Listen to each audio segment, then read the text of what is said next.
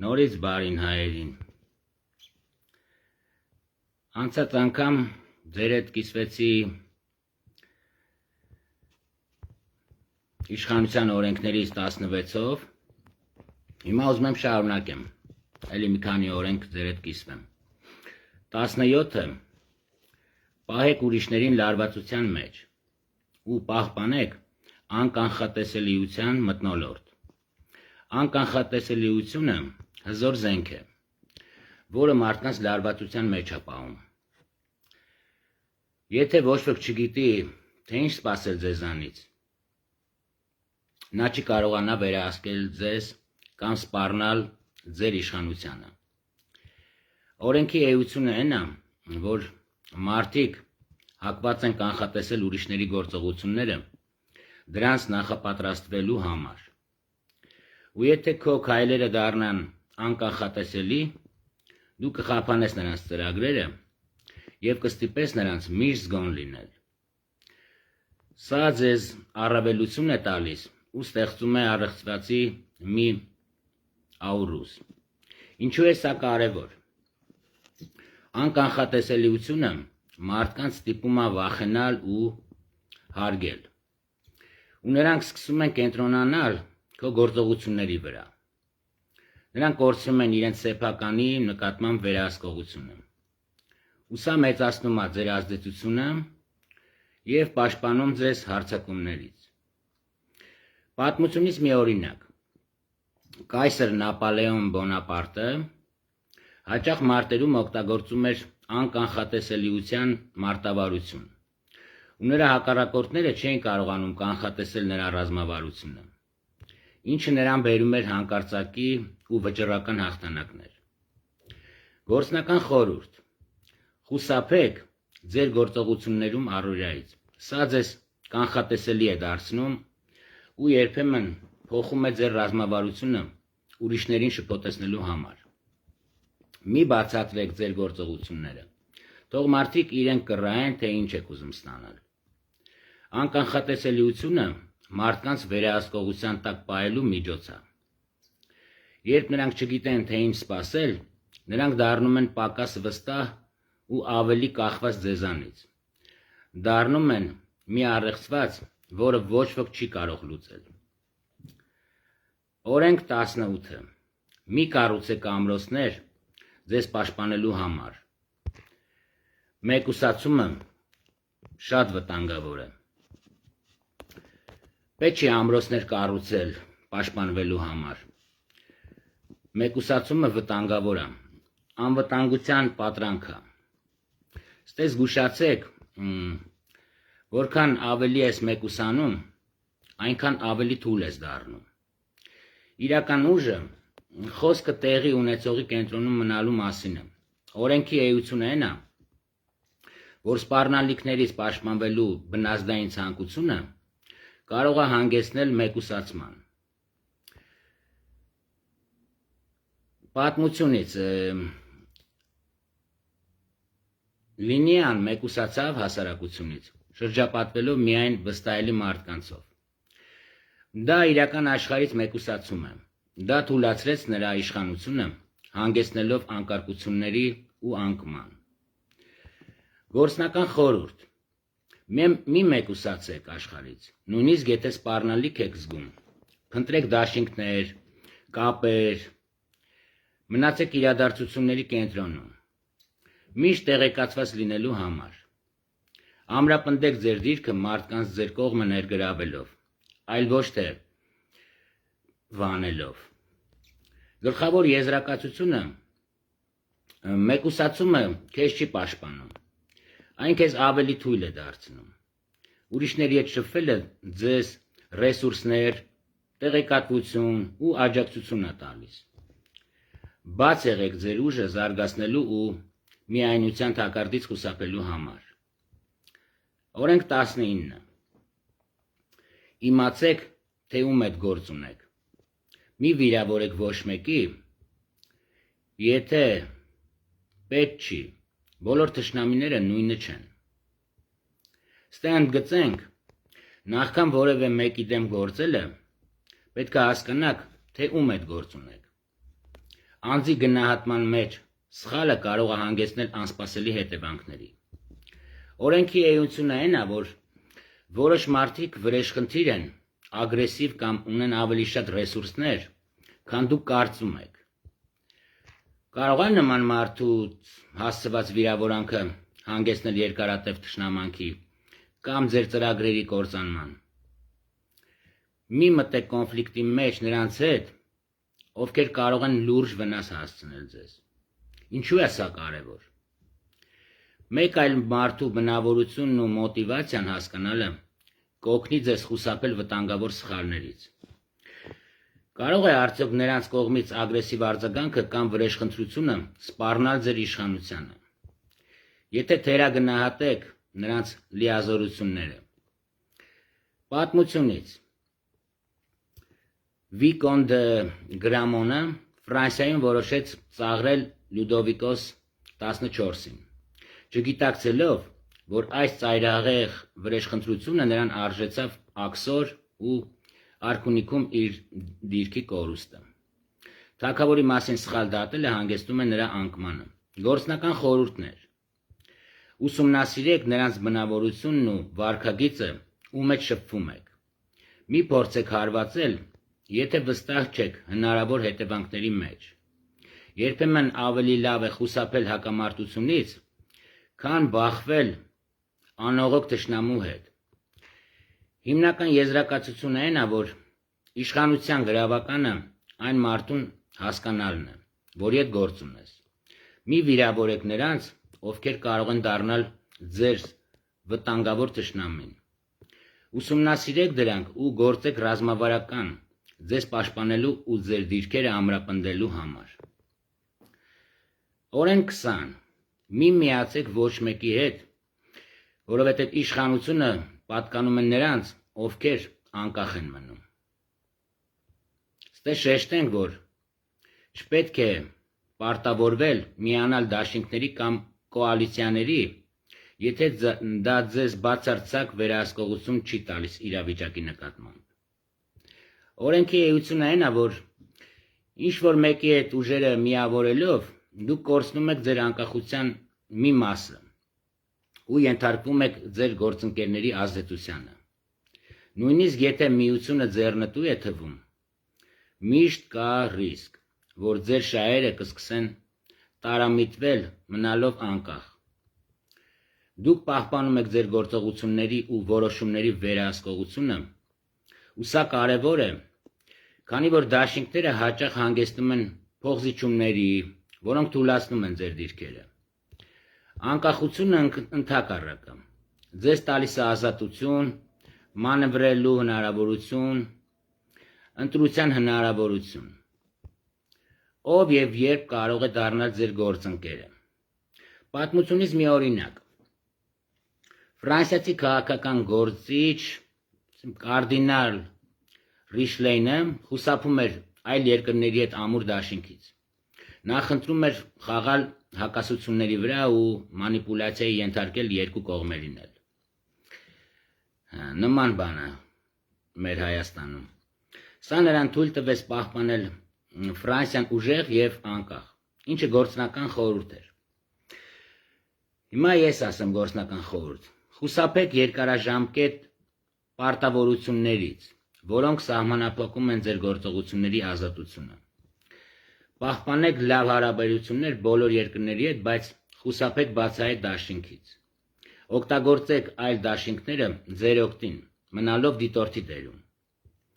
Հիմնական եզրակացությունը այն է, որ կապերն ու պարտավորությունները կարող են սահմանափակել ձեր իշխանությունը։ Պահպանեք անկախությունը իրադարձությունների կենտրոնում մնալու համար ու օգտագործեք դաշինքները ձեր օգտին առանց ուրիշների ազդեցության տակ ընկնելու։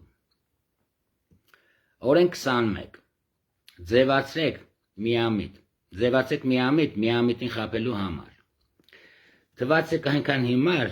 քան ձեր թիրախը։ Հիմարություն ձևացնելը հզոր ռազմավարությունն է։ Ստե նշենք, որ թիրախից պակաս խելացի թվալը թուլացնում է նրանց ու առավելություն է տալիս ձեզ։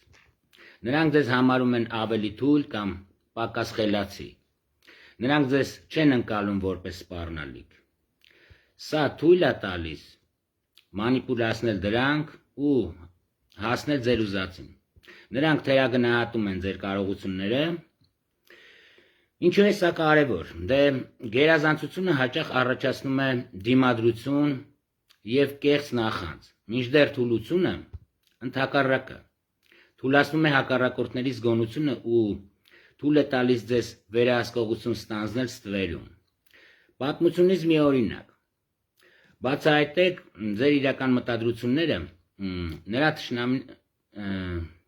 թշնամիները թերագնահատեցին նրան եւ նա օգտագործեց նրանց թույլ կողմերը հաղթանակների հասնելու համար։ Միանգամից մի ցուցադրեք ձեր ողջ ինտելեկտը կամ գիտելիքները։ Թող շրջապատի մարդիկ իրենց հարմարավետ զգան ձեր կողքին։ Օգտագործեք կեղծ միամտություն մարդկանց բացվելու համար։ Հարձակվեք նրանց թուլության պահերին, երբ նրանք կարծում են, որ իրենք են վերահսկում իրավիճակը։ Հիմնական եզրակացությունը այն է, որ իրավիճակը վերահսկելու համար պետք է ավելի քիչ խիլացի թվալ, քան իրականում ես։ Արդյոք ուրիշների կողմից թերագնահատված լինելը առավելություն է։ Թող նրանց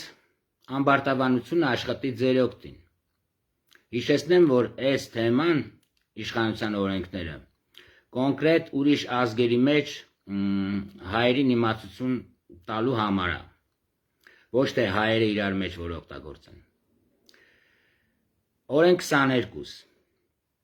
Օգտագործեք հանձնվելու մարտավարություն, թույլ կողմերը ուժեղ կողմերի վերածելու համար։ Երբեմն հանձնվելը պարտություն չի, այլ հաղթանակի ուղղությամբ ռազմավարական քայլ է։ Երբ ձեր ուժերը սպառվում են, ժամանակավորապես զիջեք ձեր դիրքերը վերականգնվելու ու հակահարված տալու համար։ Օրենքի էությունը այն է, որ կապիտուլյացիան կարող է զինաթափել թշնամուն ու ստեղծել ձեր թուլության պատրանք, ինչը թույլ է տալիս ձեզ ժամանակ շահել թշնամու ուշադրությունը թուլացնելու ու ավելի հզոր հարձակում պատրաստելու համար։ Մի ընկալեք նահանջը որպես խաղի ավարտ։ Ինչու՞։ Սա կարևոր է, որովհետև դիմադրությունը երբեմն աղետի է հանգեցնում։ Ճիշտ պահին զիջելով դուք խուսափում եք ոչնչացումից ու խնայում եք ռեսուրսների ապագա գործողությունների համար։ Պատմությունից մի օրինակ։ Երբ չինացի գեներալ Յաո Ցաուն հանդիպեց թշնամու գերազանց բանակի հետ, նա որոշեց ժամանակավորապես նահանջել։ Սա նրան թույլ տվեց հավաքել իր ուժերը ու պատրաստել անսպասելի հակագրող, որը հանգեցրեց հաղթանակի։ Գործնական խորհուրդներ։ Եթե այս պահին չեք կարողանում հաղթել, ընդունեք պարտությունը ժամանակավորապես խնայելով ռեսուրսները։ Օգտագործեք կապիտուլյացիան որպես թշնամուն կեղծ անվտանգության զգացում հաղորդելու միջոց։ Պլանավորեք ձեր վերականգնումը ու հաջորդ հարձակումը ավելի մեծ ուժով սկսեք։ Հիմնական եզրակացությունը այն է, որ կապիտուլյացիան թուլության նշան չի, այլ մարտավարությունն է, որը կարող է փրկել ձեզ պարտությունից ու ստեղծել ապագա հաղթանակի պայմաններ ճիշտ պահին։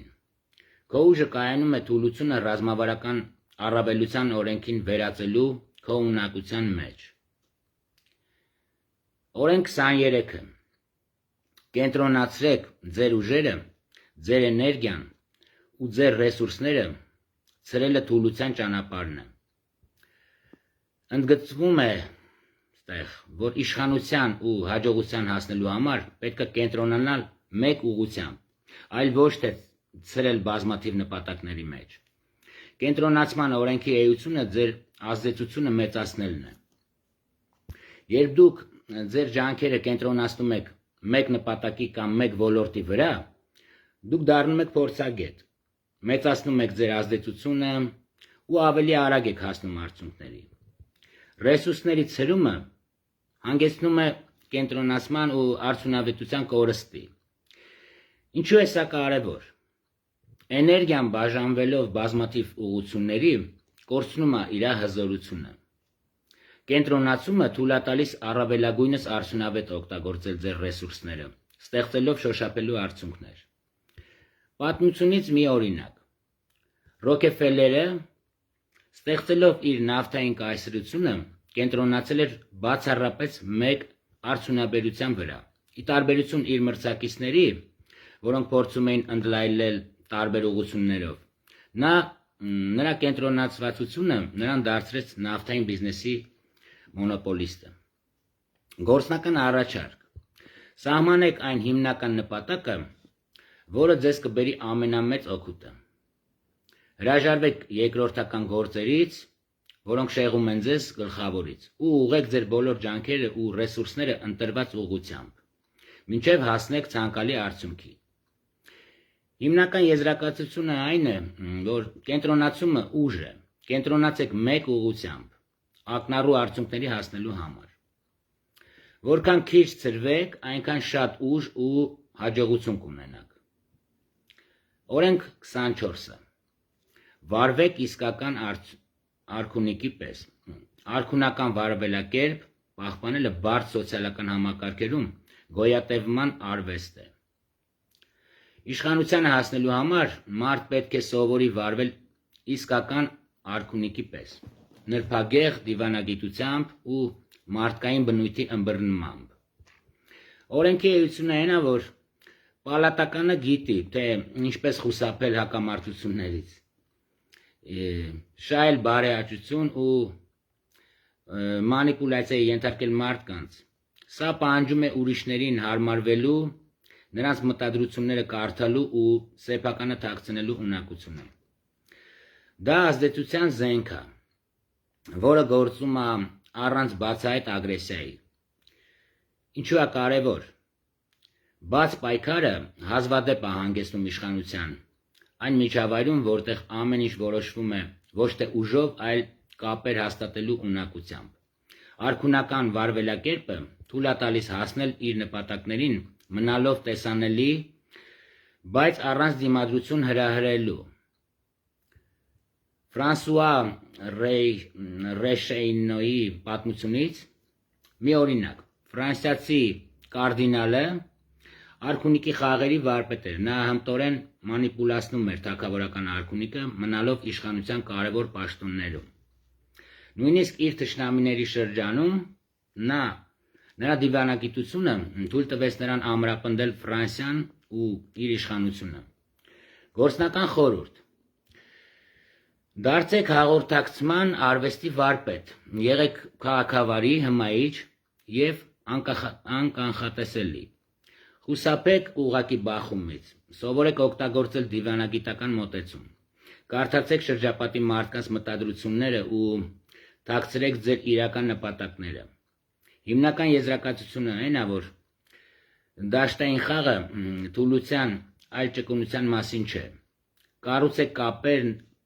նրբագեղորեն ու գործեք նրբագեղորեն, նրբանկատորեն իշխանության կենտրոնում մնալու ու ավելնորդ հակամարտություններից խուսափելու համար։ Օրենք 25-ը. վերափոխեք ինքներդ ձեզ։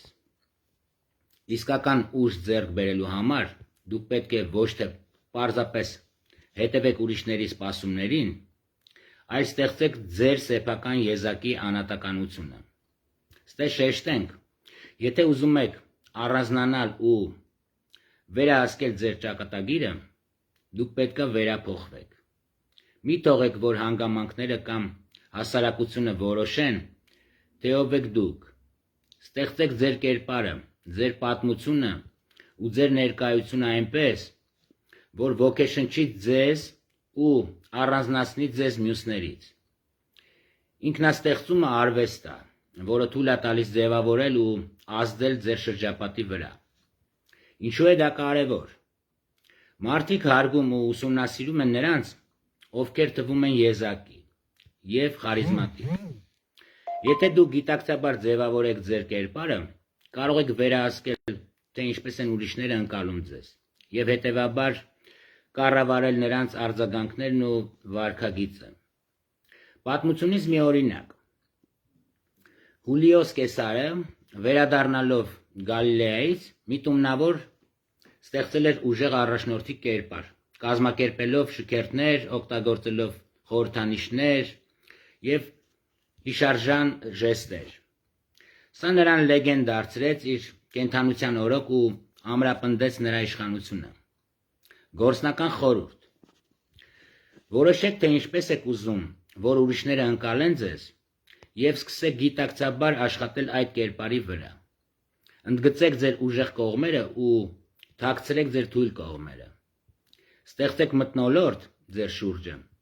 Ձեր խոսքերը, ոճը եւ գործողությունները պետք է հիացմունք ու հետաքրքրություն առաջացնեն։ Հիմնական եզրակացությունը այն է, որ ինքդ քեզ ստեղծելը կեղծիք չի,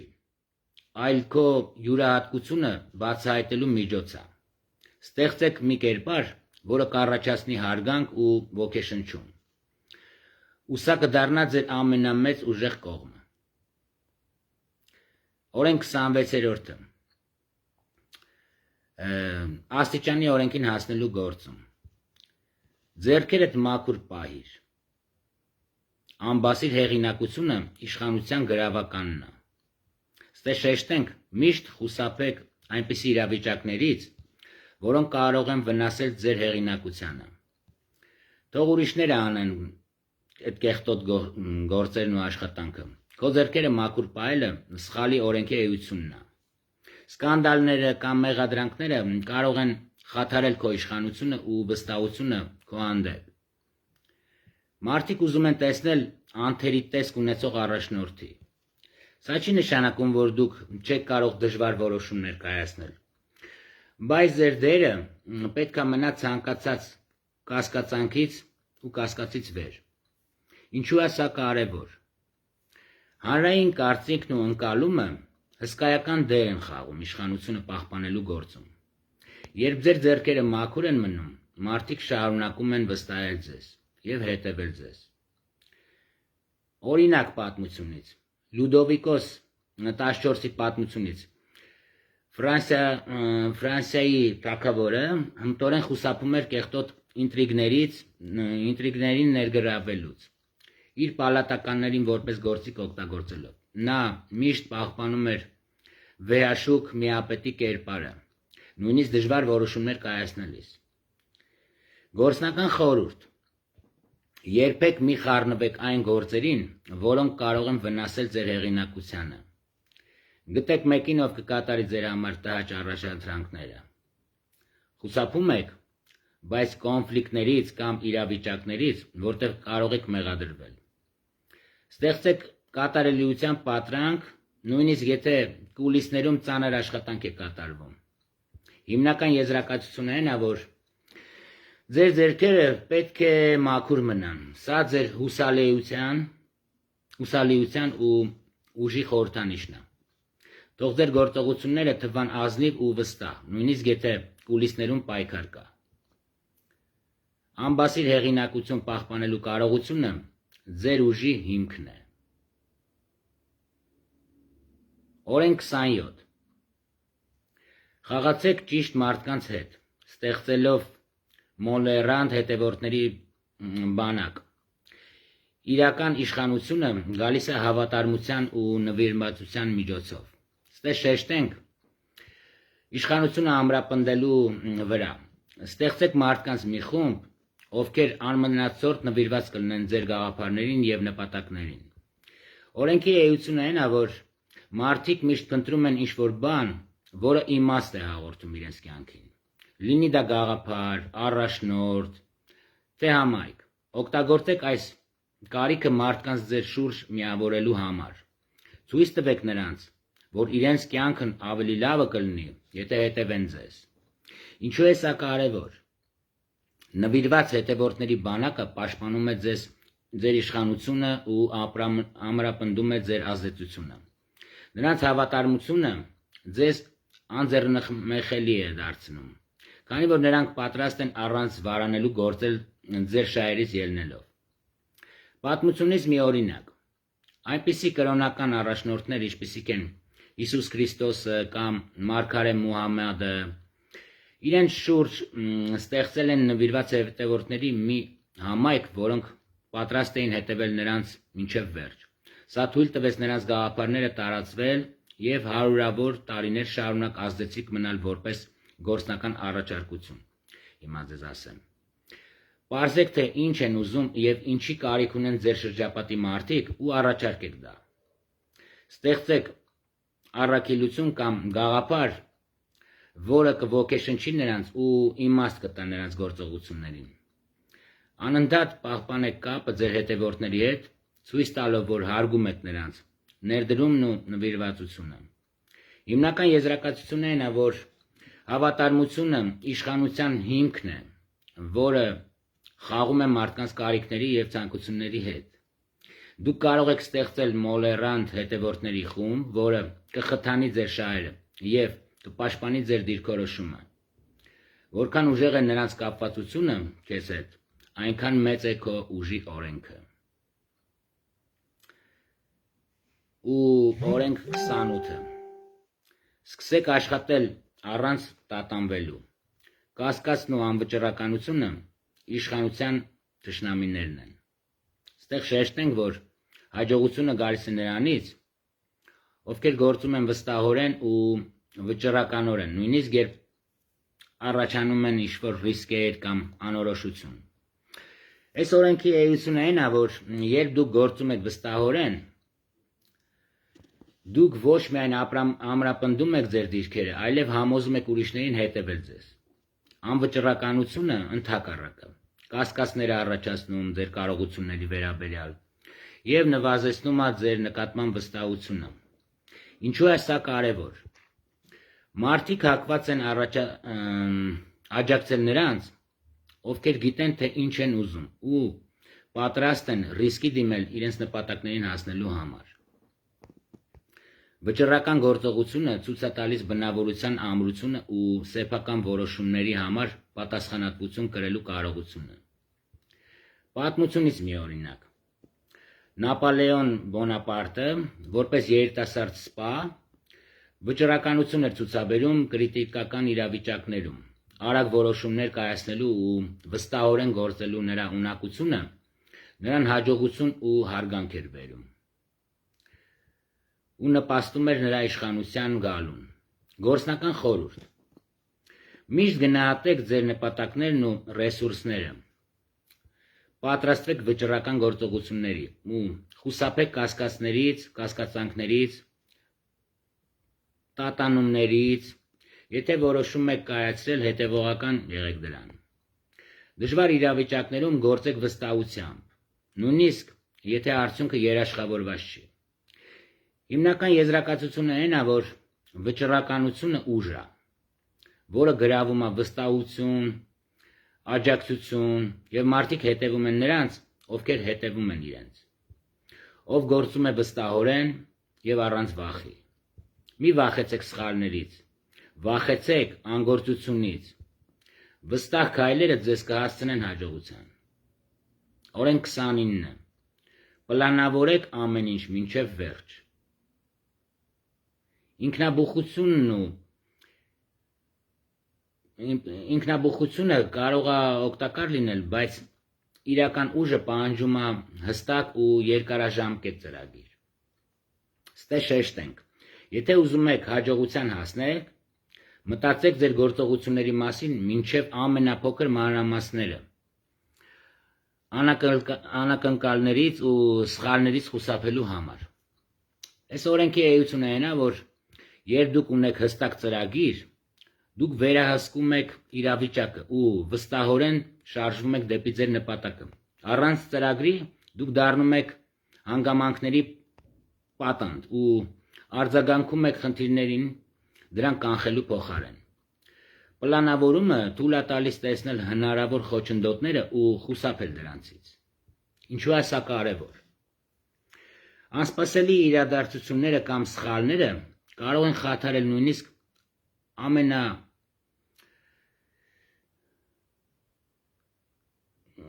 ամենատենց կոնկրետ նախագծերը։ Ամեն ինչ մինչև վերջ պլանավորելով, դուք ստեղծում եք հաջողության հիմքը ու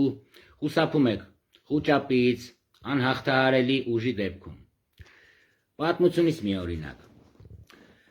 Կոլումբոսը Քրիստոփոր իր հայտնի ճանապարհորդությունից առաջ ուշադիր պլանավորել էր իր երթուղին, ռեսուրսները ու փաստարկները թագավորական աջակցության համար։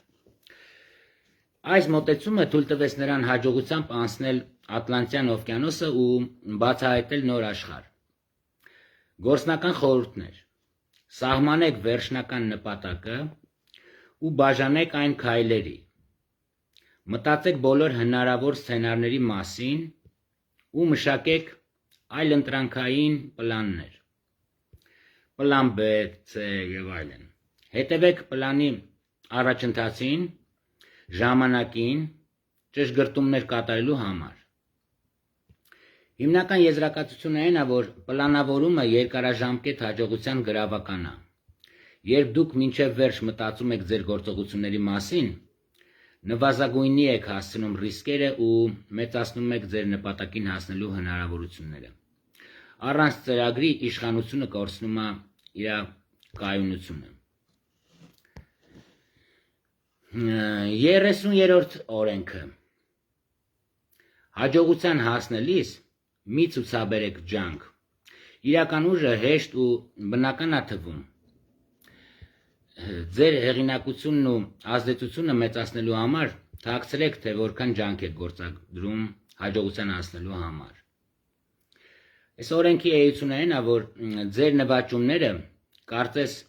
բնածին տաղանդի արդյունք են։ Նրանք պետք է աշխատասեր լինեք։ Դուք հիացմունքի արժանի եք այդ վաղ։ Եթե մարդիկ տեսնում են, թե որքան ջանք եք գործադրում, դա արդեն նվազեցնում է ձեր հաջողության կախարդանքը ու ձեզ ավելի խոցելի է դարձնում քննադատության նկատմամբ։ Ինչու է սա կարևոր։ Մարդիկ ուզում են հավատալ, որ մեծ մարդիկ ունեն ինչ-որ յուրահատուկ ինչ-որ բան, որը նրանց առանձնացնում է մյուսներից։ Ձեր հաջողությունը պետք է բնական թվա, նույնիսկ եթե դրա հետևում շատ աշխատանք կա։ Պատմությունից մի օրինակ։ Բալետ պարողները բեմի վրա թեթև ու նրբագեղ են թվում, թաքցնելով տարիների մարզումները եւ ֆիզիկական ցավը։ Թեթևության այս պատրանքը նրանց կատարումը դարձնում է հաճելի գործնական առաջարկություն հիմանը։ Երբեք մի քննարկեք, թե որքան ջանք կամ դժվարությունն է պահանջվել ձեր նպատակին հասնելու համար։ Փորձեք ձեր գործողությունները բնական ու պարզ տեսք տալ, նույնիսկ եթե դրանք բարդ են։ Ցույց տվեք արդյունքները, այլ ոչ թե գործընթացը։ Հիմնական եզրակացությունը այն է, որ հեշտ թվացող հաջողությունը մեծացնում է ձեր ուժը։ Սկսեք այն պատրանքը, որ դուք հասնում եք ձեր նպատակներին առանց ջանքերի, եւ մարդիկ ձեզ կհամարեն ականավոր առաջնորդ կամ տաղանդավոր անձնավորություն։ Եվ հիշեք, հիացմունքը ավելի կարևոր է, քան հասկացողությունը։